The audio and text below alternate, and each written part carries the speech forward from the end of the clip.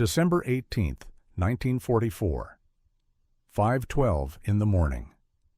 The sun had not yet risen.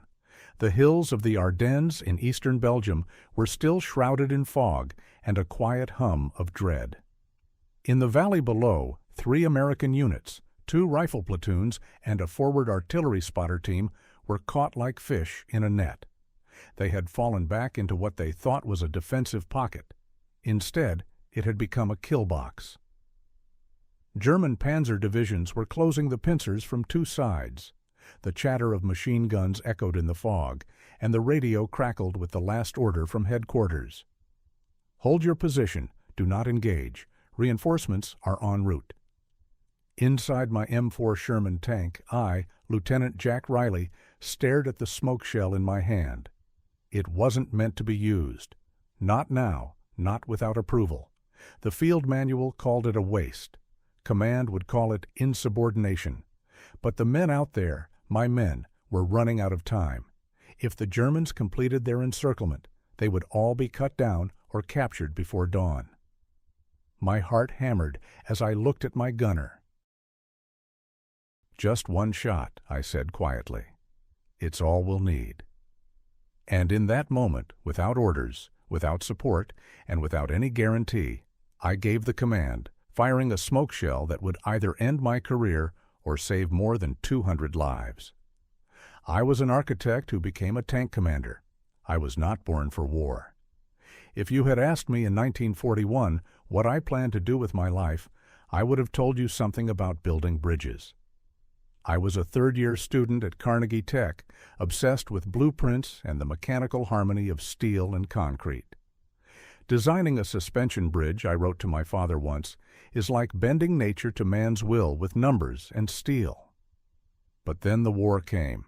After the attack on Pearl Harbor in December of 1941, I walked into a recruitment office, not because I wanted to fight, but because I couldn't imagine standing aside. I volunteered for the Armored Corps not out of bravery, but because I trusted machines more than men. By the winter of 1944, I was in the Ardennes, in the teeth of a massive German offensive. I was 24 years old, commanding a Sherman crew assigned to the 28th Infantry Division. The division had been pushing east, forcing the German army back. But the German High Command was not ready to surrender.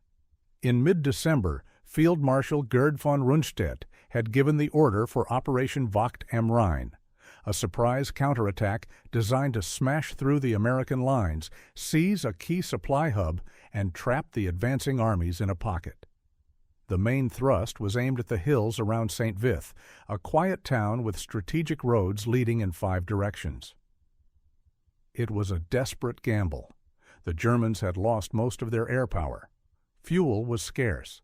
Their armored strength was down to a few elite divisions, including the formidable 1st SS Panzer Division and the 2nd Panzer Division. The American forces had just established a fragile front near these highlands. 3 units, my tank platoon, a company from the 110th Infantry Regiment, and a forward artillery observation team, were ordered to hold a ridge southwest of the town. The orders were simple: hold and wait. Reinforcements were expected within 24 hours, but war does not wait. On the night of the 17th of December, under the cover of darkness and a thick fog, the German armor began to move. By the morning of the 18th, the GIs on the ridge realized they were no longer holding high ground. They were in a low-ground trap. The radios buzzed with panicked transmissions. German tanks had cut the western road. Infantry was advancing from the south. From the north, artillery was bracketing any American unit that tried to reposition. There was no way out, only a suffocating sense that something had gone very, very wrong. Inside the Sherman, I tried to keep my crew calm. I had Corporal O'Sullivan, my gunner, a quiet kid from Boston. My loader, Sergeant Kowalski, a jack-of-all-trades from Chicago. My driver, Tex Miller from El Paso, who swore like a sailor and drove like a daredevil, and my radio man, Private Evans, a 19-year-old from Ohio who hadn't spoken a full sentence in the past 2 days. They were not heroes or paratroopers. They were 5 young men inside 32 tons of steel with a 75mm gun and a handful of shells, including one item they had been ordered never to use without direct authorization. A single white phosphorus smoke round. It was meant for concealment during a retreat or for marking enemy positions for air support, but on my orders they had kept it in the ready rack just in case. If we ever get into a real jam, I had told them weeks ago, we might have to break the book. Now the jam was here. The German armor was moving fast. Intelligence had underestimated the speed of the counterattack. Command had been silent for the last 10 minutes. The only message I had received was, "Do not engage unless fired upon. Hold position." But that position was shrinking by the minute. I could see American infantrymen falling back toward my tank from the woods. Some were wounded. One was carrying another on his back. They were all heading for a road that no longer existed, cut off by German forces that were now almost within visual range. I looked at the shell-marked WP, white phosphorus. My hand hovered over it for a second. What I was about to do was not in the manual, but then I thought, dying in a ring of burning tanks wasn't either. By 5:30 in the morning, the fog that coated the valley floor began to lift, but not enough to provide clarity.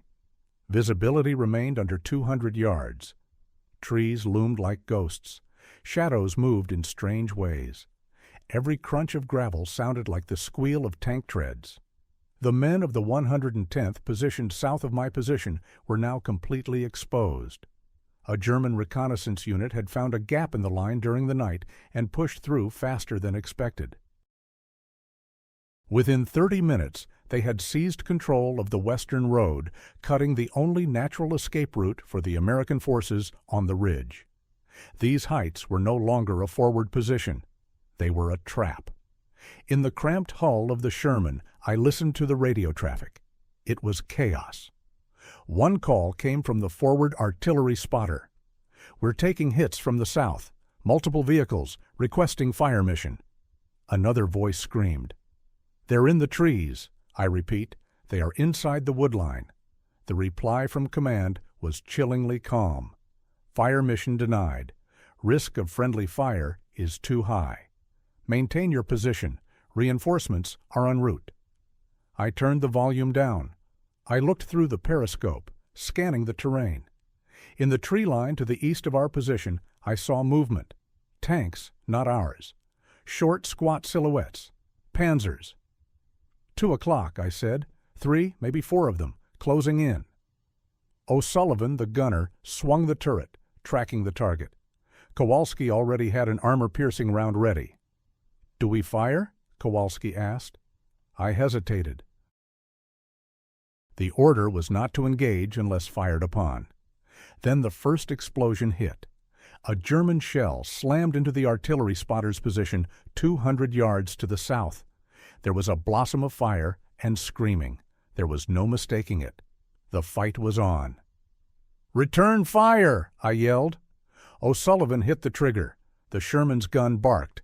One of the Panzers took the round square in its side and erupted in flames. The others scattered and began returning fire. The tank rocked violently. The earth erupted around us. One shell landed 10 feet away, showering the tank in dirt and shrapnel. The radio crackled again, this time from a runner. "Command has lost contact with 1st Battalion. Position compromised. All units fall back to line red. I repeat, fall back." I froze. Line red was to the west, toward the road now held by the Germans. "Hell," Tex muttered. "They're telling us to retreat down a road that isn't there anymore." Outside the tank, the American infantry was already moving. They were retreating in clumps, dragging the wounded, screaming for medics. There was no formation, no command structure. It was a slow-motion rout, hampered by the fog, the fire, and the confusion.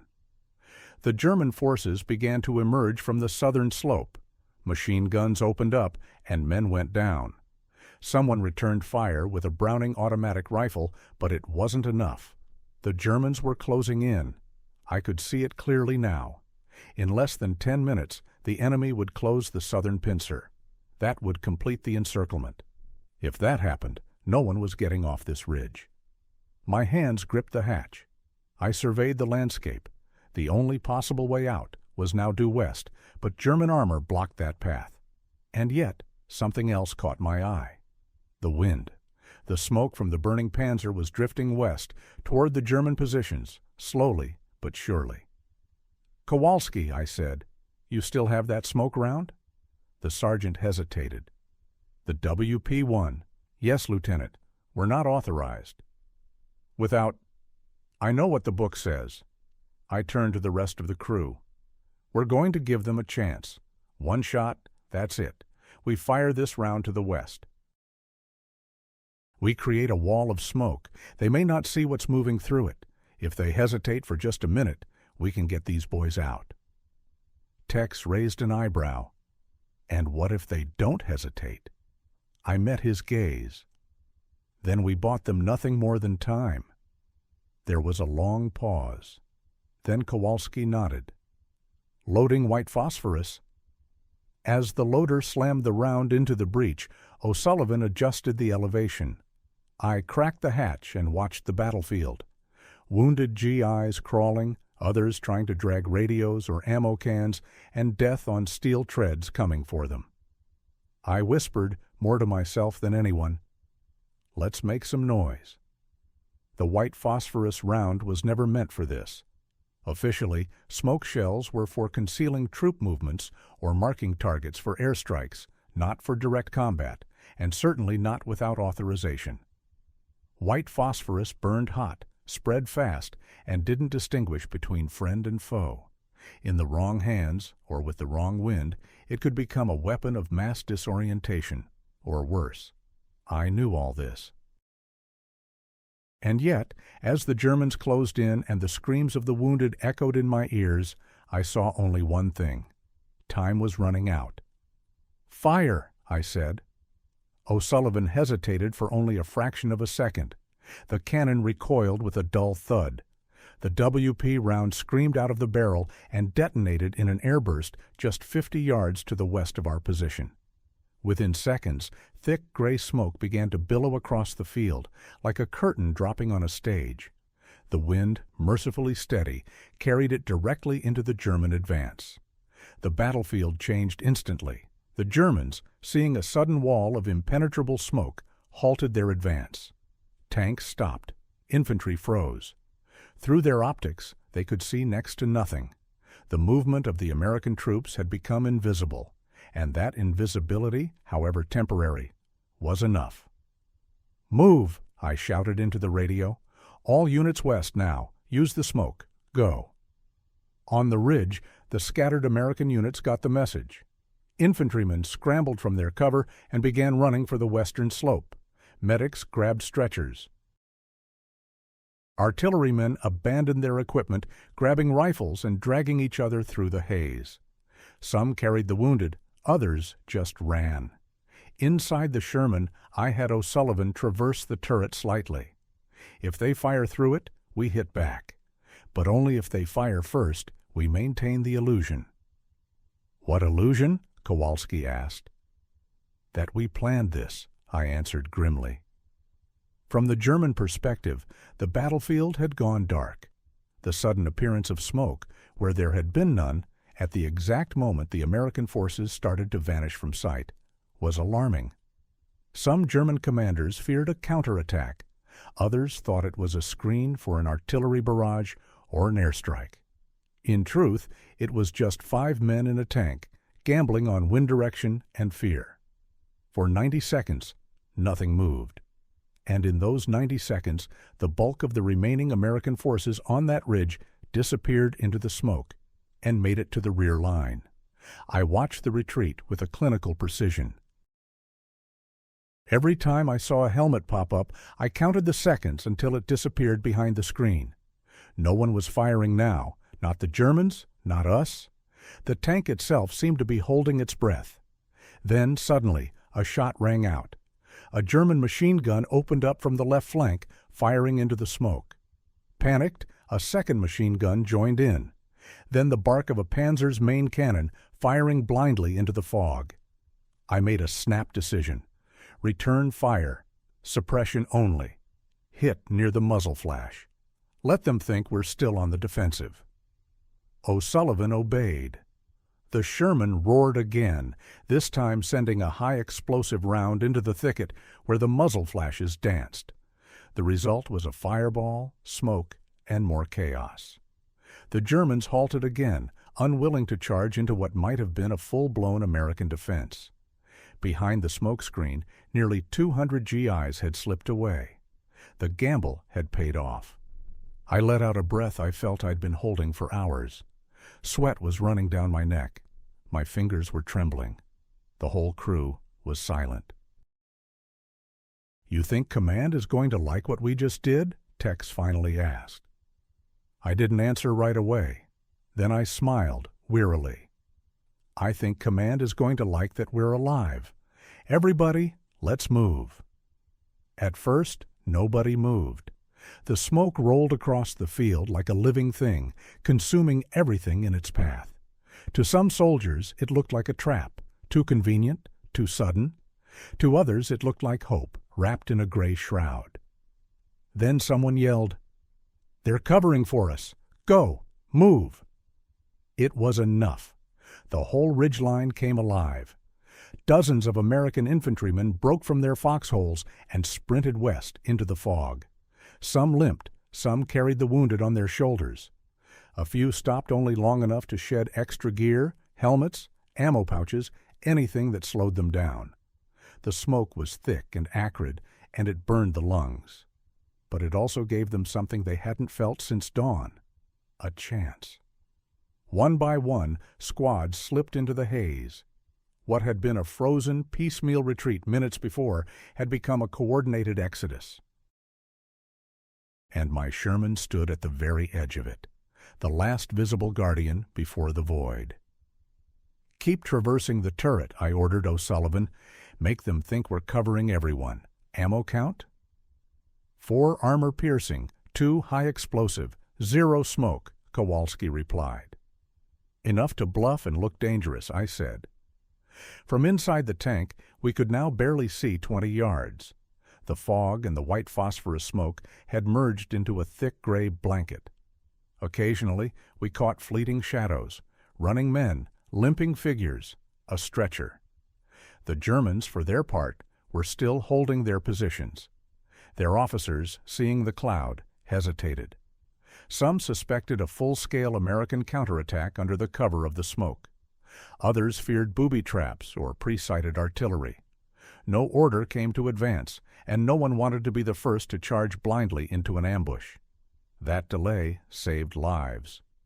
A group of artillery spotters passed the Sherman, coughing and holding their mouths. One of them banged on the side of the tank. "Nice trick, boys. You just saved our asses." I didn't reply. I was focused on the map on my lap, calculating where the new fallback line might be, if there even was one. Other groups followed.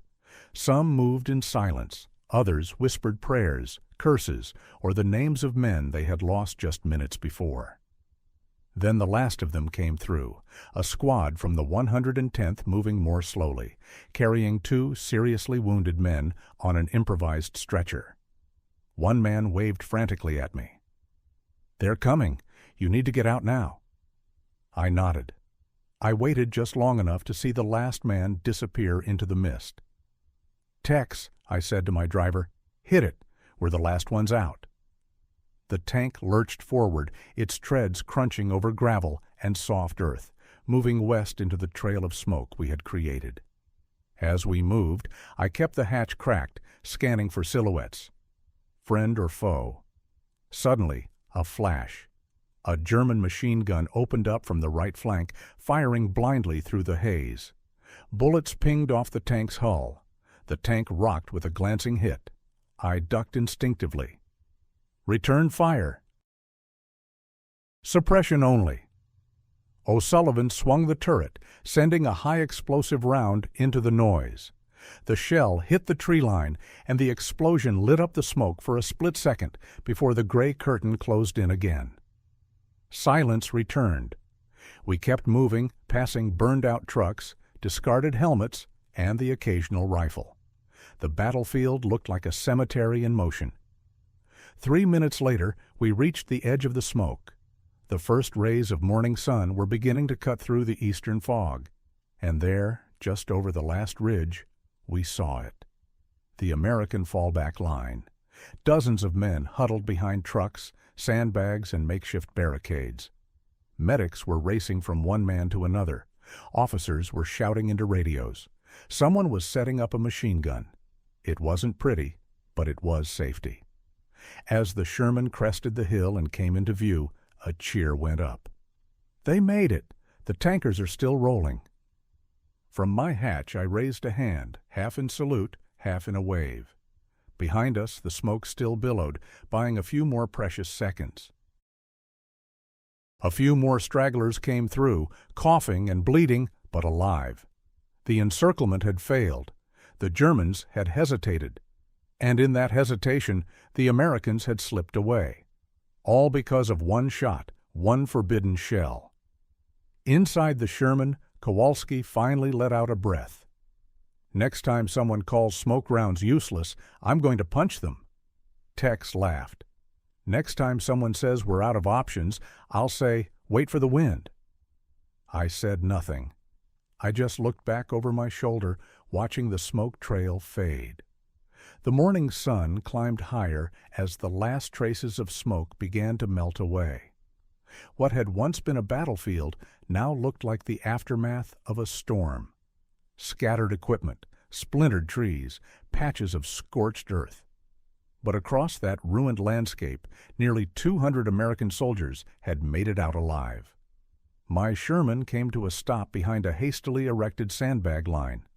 A medic immediately ran over to check on the crew, but I waved him off. "We're fine," I said.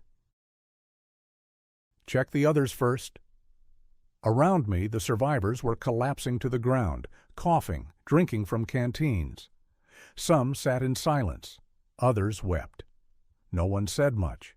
They all knew how close it had been. A lieutenant from the 110th came over, his face smeared with dirt and soot. "Lieutenant Riley." I stood up, still brushing ash off my uniform. The officer held out a hand. "You bought us time we didn't have. I don't know what that was, but it worked." I shook it. It was just smoke. The man smiled grimly. "Best damn smoke I ever saw." At regimental headquarters, the initial reports were chaotic. Units out of position, communications lost, enemy strength underestimated. Everything pointed to the fighting near St. Vith being logged as a disaster, a costly tactical error in an otherwise defensive front. But then the reports from the survivors came in. Not just that they had escaped, but how. One tank, against orders, had used a white phosphorus smoke round to screen a retreat. The act had delayed German armor, thrown enemy coordination into disarray, and preserved 2 full rifle platoons and a forward artillery team. Not a single officer had been killed, only 14 wounded. Dozens of lives saved. Some even described it as a miracle. But command didn't like miracles that came without orders. By noon on the 18th, my crew and I were summoned to a mobile command post. The atmosphere was formal, tense. A colonel from division headquarters, a stern, by-the-book officer, wasted no time. "You deployed white phosphorus in violation of protocol," he said, flipping through a clipboard. "No authorization, no pre-clearance, no confirmed coordination with air or artillery. It is a direct violation of standing rules of engagement." I stood at attention. "Yes, sir, I take full responsibility."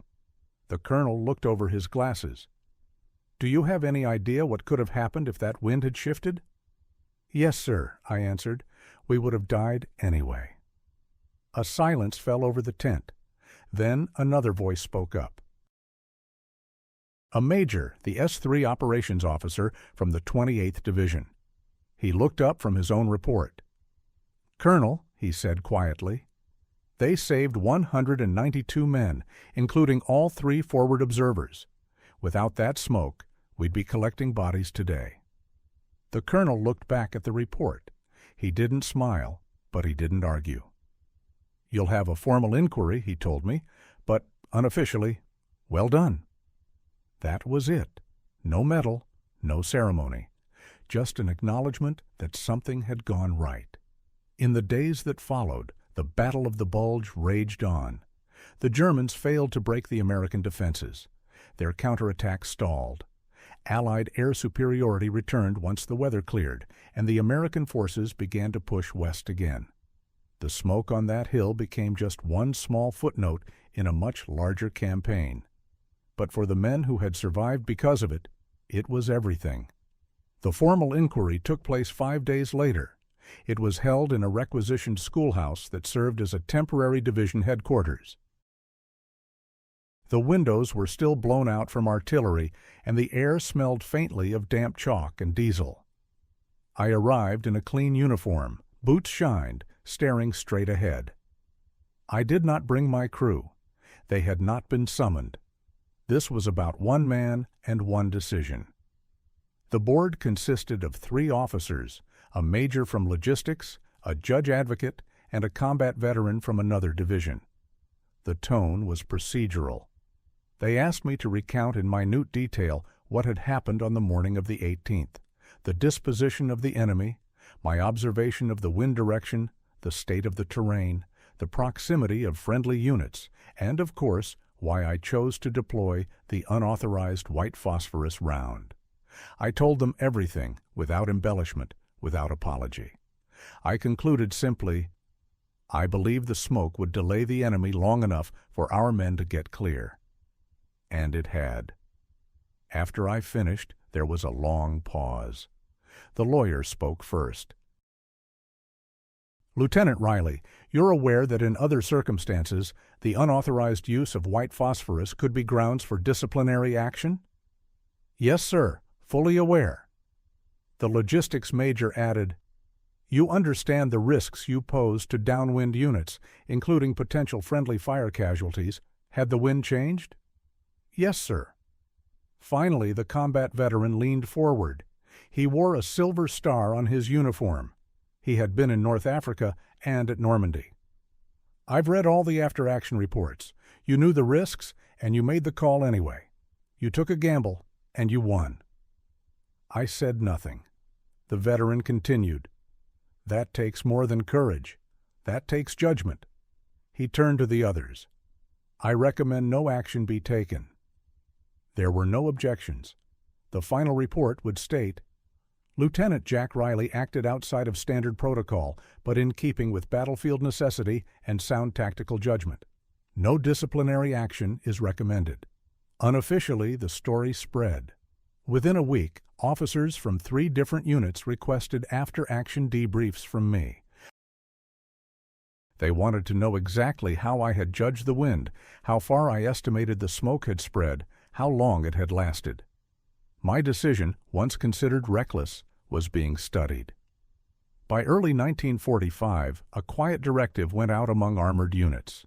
In certain circumstances, the use of smoke could be authorized at the discretion of field commanders if it increased unit survivability. The rules had changed, subtly but significantly. As for me, my crew and I were rotated out of the Ardennes sector and reassigned to support operations closer to the German border. We would fight in the Rhineland and later in the final push into Germany. We survived both. In November of that year, I received a small envelope with a typewritten notice. I had been awarded the Bronze Star for exemplary conduct in combat. There was no ceremony, no photographer. The medal was handed to me at headquarters with a form to sign. I stared at the box for a long time before putting it in my footlocker. Later that night, Kowalski asked, "You gonna tell the folks back home about that?" I shrugged. They'll probably wonder what took so long. Tex chimed in. Think they'll ever put your little smoke trick in the field manuals? I smiled faintly. Maybe, but I hope no one ever has to use it again. It wasn't the kind of glory people read about in the papers. There were no parades. But among the men who had walked through that smokescreen and survived, the name Riley became something more than a rank. It became trust. And in war, trust was rarer than medals.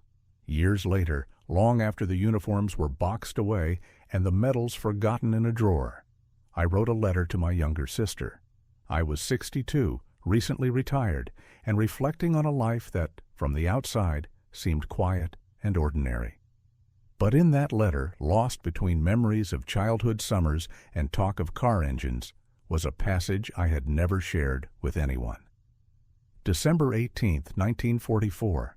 I can still smell the smoke, not fire smoke, the kind that hides you, that wraps around you like a second chance.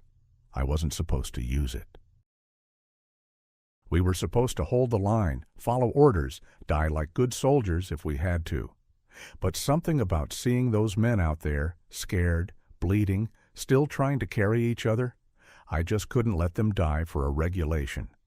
The battlefield taught me something that day that no manual ever could. Sometimes the only right choice is the one they never trained you to make. The letter was found years after my death. It was never meant for publication, but my family decided to donate it to the National Armor and Cavalry Museum at Fort Benning, where it now sits in an exhibit titled Split-Second Decisions, Tactical Genius in the Field. There are no monuments to Jack Riley, no documentaries, no best-selling memoirs. But somewhere in a quiet archive lies the testimony of a man who changed the course of a battle with a single, unauthorized act of judgment.